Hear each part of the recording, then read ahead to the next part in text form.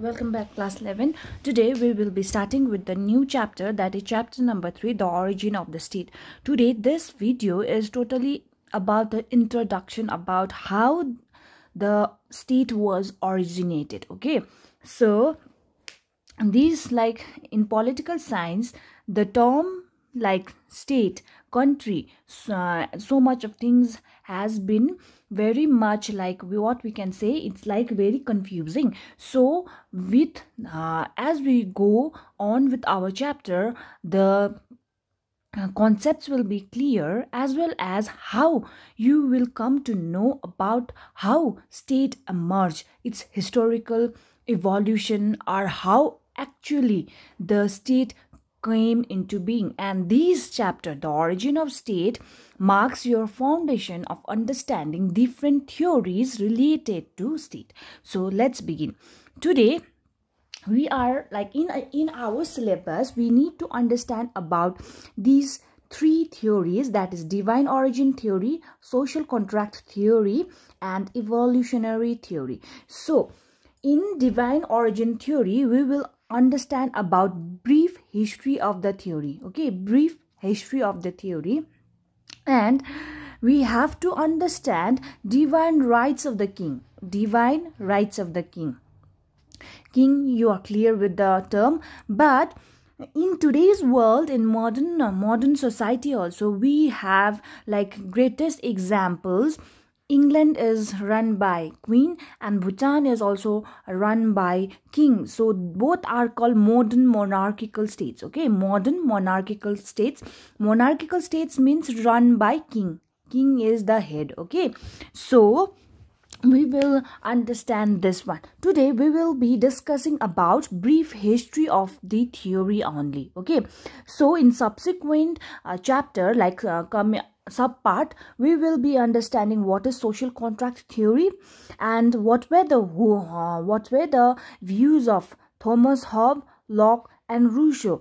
These three persons are the most important person who have gave their own views regarding social contract theory. Okay, so I will be clearing what is social contract and what are the views of Thomas Hobbes, Locke, and Locke and Rousseau, and its critical evaluation. We will also look about critical evaluation also. Now, so then we will understanding what is evolutionary theory. Okay, under this evolutionary theory, we will understand about factors for the growth of this theory, such as kingship, religion, economic factors, the wars and conflict, and the need for political power.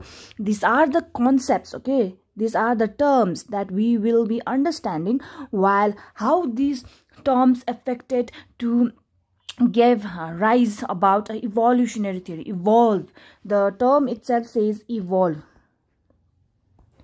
So we will understand. Now today we will be just discussing about divine origin theory, and in your syllabus it has been clearly mentioned these things. Okay, so moving forward, concepts in module. What I want to divide the chapters, and that chapters has different topics as well as subtopics. So today I will be discussing about introduction, statement, advocates of divine origin, and brief history of divine origin theory, and what are like divine rights of the king. Okay, so these I will be doing in the next video. Okay, so let's focus upon introduction. So before understanding what is divine origin theory, one must understand the meaning, or what is actually theory. Okay, theory is a set of principles. Okay, it is a set of principles on which the practice of an activity is based. So what is theory? Theory is a set of principles. Okay, it has certain principles that has been developed at a preconceived time or in a historical basis, and that theory, that principles are practiced by certain group of people, certain group of certain person, certain group of society, organization, association, etc.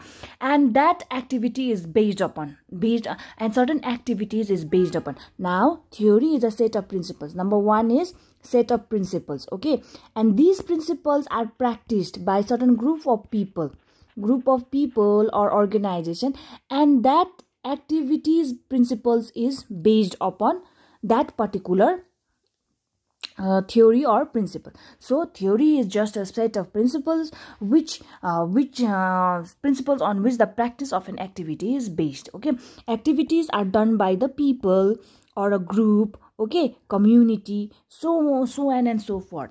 So this is the meaning of theory. Now moving forward, let's understand what is state. Now from beginning of like political science, we have been thinking about what is state, and we talked about state has 4 elements, right? Population, territory, government, and sovereignty. So this state, now we talk about the state has already developed, okay. Now let's talk about the state which has been like it wants to get birth, okay, birth.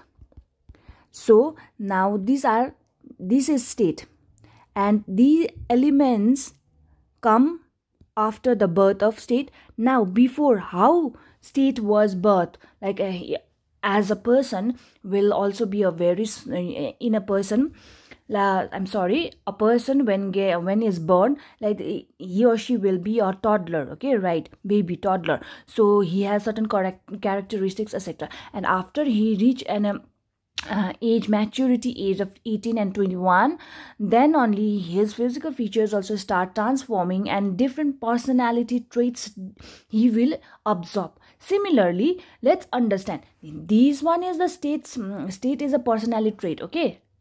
If he reached like 18 years and 21 years, now after when he was a toddler, he or she was a toddler, let's understand what was the state. Now the main question arises, do you know that the state originated at the time when there was no system of recording dates? Now when was state emerged means previously, like we have heard about AD, BC, century, okay, certain 1500 back BC, certain kinds of things, right? You have heard about it. So imagine state was originated before these dates also, okay. State was originated before these dates, means there was no system of recording of dates. At that period of time, state was already originated. Now then what happened? Slowly what happened, the people gradually, men started to think, started thinking and questioning about the reason, okay. Now after what happened, after that one, people came together and thought about, okay, now there are like reasons, okay, as to what led to the birth of state. People wanted to know how actually state was developed, or what were the reasons for the birth of the state, what were the reasons for the birth of state. People started to think like that.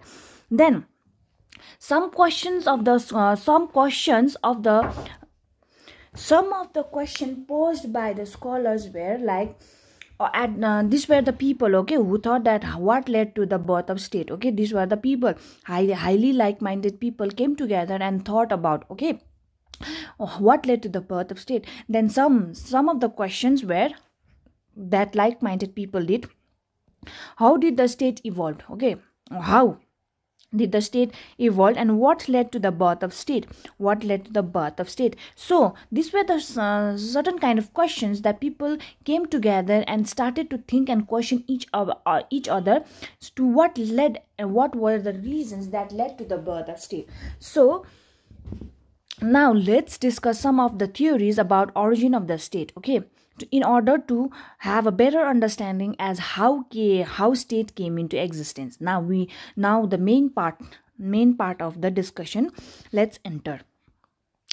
Moving forward, divine origin of the state. Divine origin of the state. Now now this is just a history or story based upon how that state emerged. Initially, number one, initially people thought that state was a divine institution. Now with these word only you need to be clear. Okay, so let me make you clear with the topic, or with this one. What is divine? Divine means God like, or very delightful. Okay, so divine means God-like institution. Now then what happened was, like, after a period of time, people thought that state is like the creation of God. It eats itself as a god. Then after some period of time, people started to think that no, it is a result of force. So there were so much of people thinking, and people were literally confused about how, or what were the reasons how state emerged. So during 17th and 18th century, state was considered as mechanistic in nature, or a result of social contract made by people living in prehistoric times. Now this is the 17th and 18th century thoughts. Okay, I'm just giving you tidbits and bits about which particular century talked about state. Okay, but now the thing was, like, in 17th and 18th century, people considered that state was a mechanistic in nature, and with the contracts that people do with each other, state emerged. Now historians and scholars attempted to explain the origin of state in terms of family, and thus put forward the patriarchal and matriarchal theories of evolution of the state. So we are talking about, this one is divine origin theory, this one is social contract, now this one is evolutionary theory. In previous slide I have already discussed that one. So these are the tidbits and bits of the whole theory. Okay, now basically, now by the beginning of the 20th century, scholars started to notice their shortcomings. Okay, when the shortcomings came, like when 20th century started, what were the shortcomings about their perception, their understanding? Was scholars started to accept the views as the state emerged as a process of gradual historical evolution. Now what happened after 20th century? People come together and started to notice that no, this one, the state has emerged after a gradual historical evolution. There is a certain incidents, there is a certain theories that has been there, and thus state has evolved. So state has not evolved like in a blink of eyes. It has a gradual process of evolution. So this process of evolution was very natural. It was not forceful. It was not forceful. Okay, it was very natural. Thus historical evolutionary theory came to be mostly widely accepted theory of the origin of the state. So from divine origin theory, social contract theory, and evolutionary theory, these theory became very widely accepted. Okay, now what are the statements in the divine origin theory? Now please be clear. Till now I have been studying about like tidbits and bits about, I'm giving you what is what were there in divine origin theory, social contract theory, and in evolutionary theory. Now the basic and the main postulates of divine origin theory. Okay, divine origin theory of the state has been, it's been the oldest theory. It is a very old theory. It advocates the state is a creation of God. Okay, state is created by God, and the king rules the state. Who rules? King rules the state by God's will. Whose will? God's will. So state is the creation created by God. King rules king rules the state, and God has given the permission to rule the state to king, authorization. Okay, God has literally or directly given authorization to king to rule. State is divine, it's like godlike, okay, and not a human creation. It is not created by human.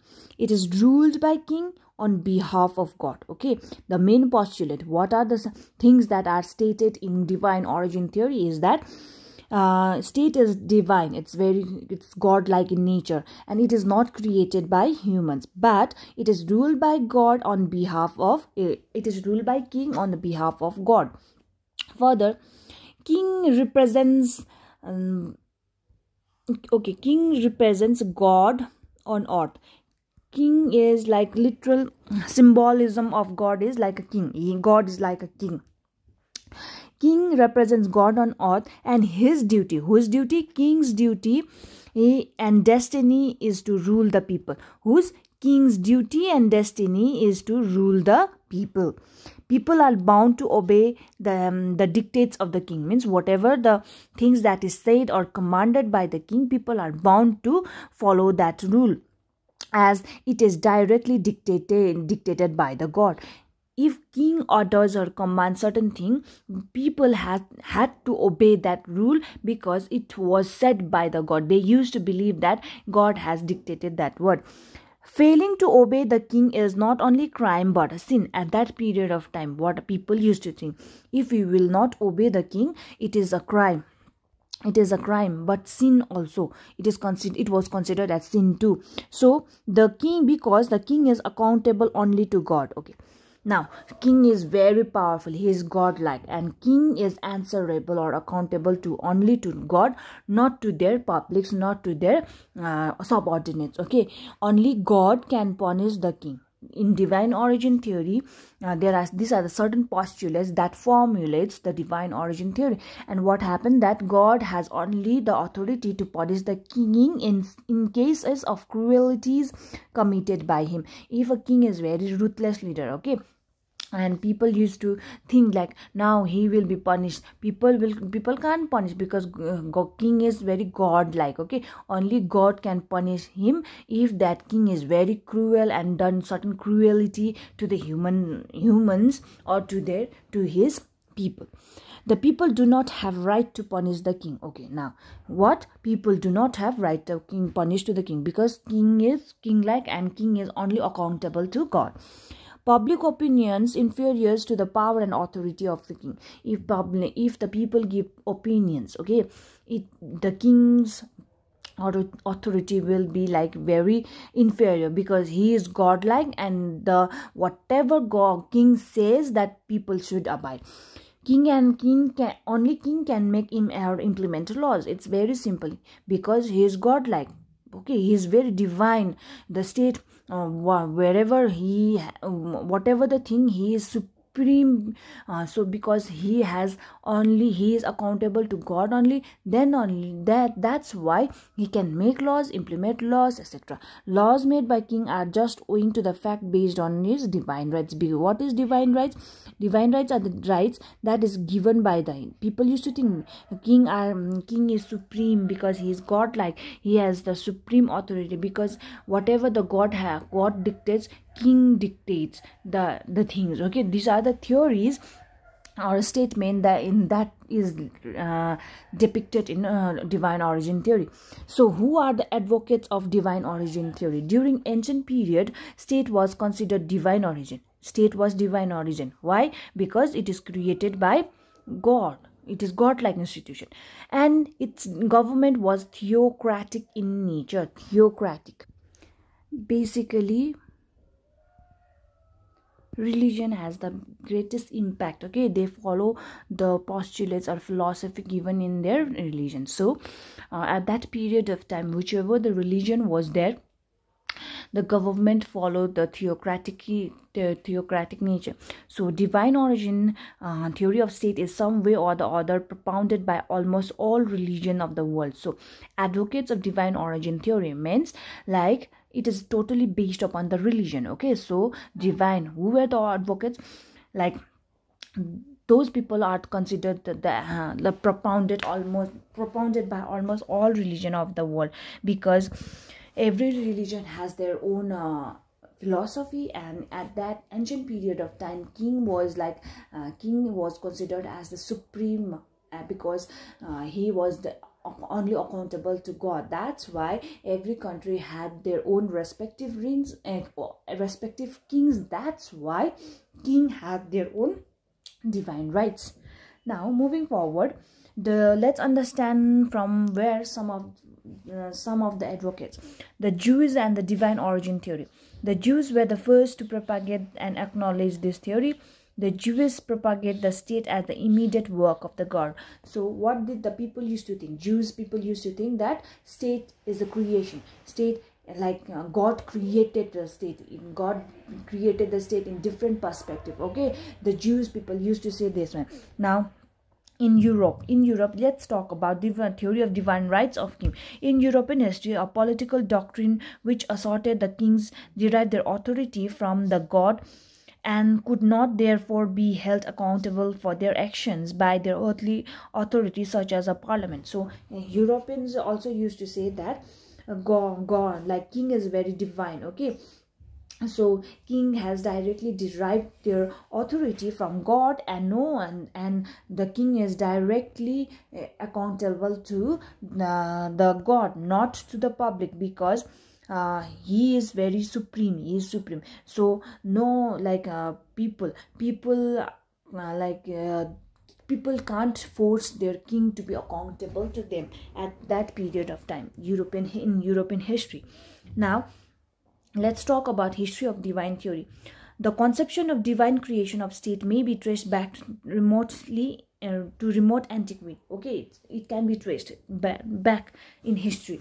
It was what was the universal belief? What was the universal belief? That ancient people believe that king is the representative of God on earth, and the state is a bliss of God. Okay, this is a statement that you can't change. Okay, ancient people used to think that king is a representative of God on earth and the state is a bliss of God. Thus king had both political and religious entity, means he was very powerful from political and also as well as religious entity. In the religious book also, state is said to be created by God. In religious book, okay, it is said that state is also created by God. In some religion this conception is explicit, but not in others. Okay, but some of the religion says no, it is like a hoax. Okay, the divine origin of the state is gleaned where it is first talked about in the Old Testament Bible. There we find Saint Paul. Okay, this is the Bible saying, quotation of Bible saying, let every soul be the subject, let every soul be the subject unto the higher powers, for there is no power but the God. The powers that be ordained by God. Whosoever restrict the power restrict the ordinance of God, and that they resist that resist shall receive themselves damnation. Now this is a quote from the Bible. What it says that if a people disobeys the king, then the God will punish them. So whatever be the people of that people who is under that king should follow every rules and regulations set up by the God, set up by the king, because it's directly dictated by the God. It says like that. So in 1680, Sir Robert Filmer wrote in a book entitled The Law of Free Monarchy, where it is said that Adam was the first king on the earth and the kings subsequent to him are descendants of the Adam. So it's very it's very interesting. Okay, because this person Robert Filmer in his book wrote about that Adam was considered as the first king on the earth, and whatever he did, okay, after he passed by, whatever the generations came by, that can be considered as the descendants of Adam. In Manusmriti, this is a Hindi text. Okay, Hindi text, it's very famous, and in Manusmriti also it is said that Hindi text Hinduism text or Hindi scriptures. Okay, Hindu scriptures. In Manusmriti, it is said that when the world was thick in anarchy. Anarchy means that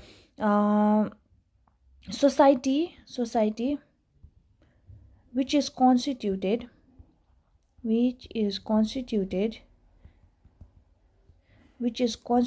without authorities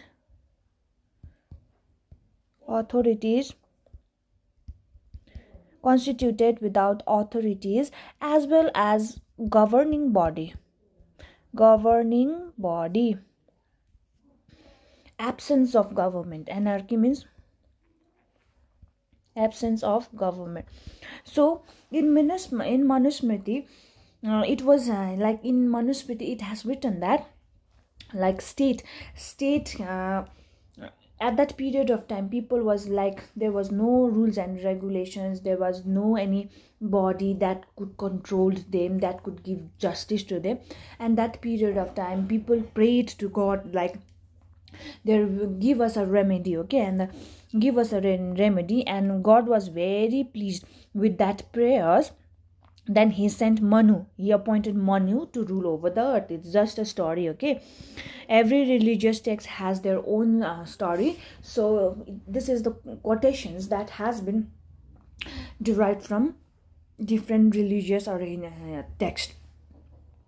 This theory prevailed in the olden age also, when religion and politics were combined in the person of a king. So religious as well as politics were combined in the one person, that is king. In ancient India, king ruled over the people according to the injunction of dharma, which stood both for religious and politics. Now, okay, in India, king ruled over people according to the injunction of dharma. Okay, with the word dharma, it was just like combined as the dharma used to talk about. Main postulates according to them was like religion was also important point, and the politics was also important point for the ruling of the people. Now let's talk about in medieval period, the Christian held the Pope in semi-god status. Pope was considered as a semi-god station. In Muslim world, Khalpi was the priest king, and the Dalai Lama was the head of theocratic state of Tibet. And like previously, Dalai Lama was the head of theocratic state of Tibet. Now he is abolished, he is in exile, and he is in India, but he was like abolished from, like he is in exile currently. He was considered there as the incarnation of Buddhist god Avalokiteshvara.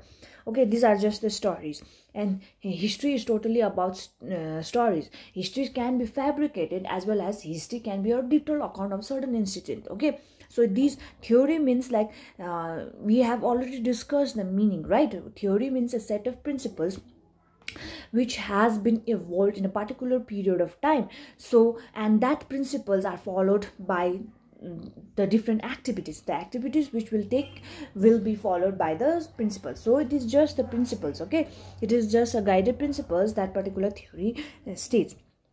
So even if the king is very bad, the people have no right to rebel against him, because God is supreme, and God has directly given power to the king as a god-like status.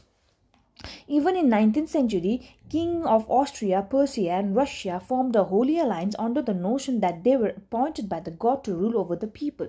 Now what happened in 19th century, okay, the latest figure of 19th century, these three came together. Kings of Austria, Persia and Russia came together and form a holy alliance. And on what notion? That they assumed that they are appointed directly by the god to rule over the people. Okay, in European king took shelter under the divine origin theory in order to justify the dictatorship. Now these are the certain criticism. Okay, these are the certain criticism. I'll go in deep when the topic comes. Okay, in 20th century, the theory came under criticism, being an incorrect explanation of origin of state. With the growth of scientific outlook, the theory was faded into oblivion. Today's trend is that the state is a historical growth historical growth. Now in next slide we will discuss about the causes and the decline of the theory. Okay, we'll like discuss about causes and decline of the theory, and we'll discuss about the certain criticism as well as examples. Okay, so this is the general assumption of divine rights theory. It's very simple. Like divine origin theory means, like in divine origin theory, king is considered. I'm just recapitulating with it. Okay, king is considered as godlike, king is considered as supreme, everything, like everything we need to abide by. Whatever the king says, we need to abide those rules and regulations. So after a certain period of time, people started to think that no, this whatever the explanation that is given in divine rights theory, it's totally not it's totally not true, because in when people started to enter into the modern era, people started to think no, state is a historical evolution mechanism. It's not like divinely originated. It's not only God created, it's a historical evolution. So simultaneously different theories started to come by. So we will understand about different theories together with the help of our next help of the explanation given or quoted in your book. So this much for today. Thank you and stay safe, and I'm hoping to see you in offline classes too. Till then, stay safe and take care, please. And last thing is that please make your notes and compile your notes, because whatever I am discussing in the class, I shall not discuss in your offline class, because I need to complete other topics too. Okay, stay safe, take care.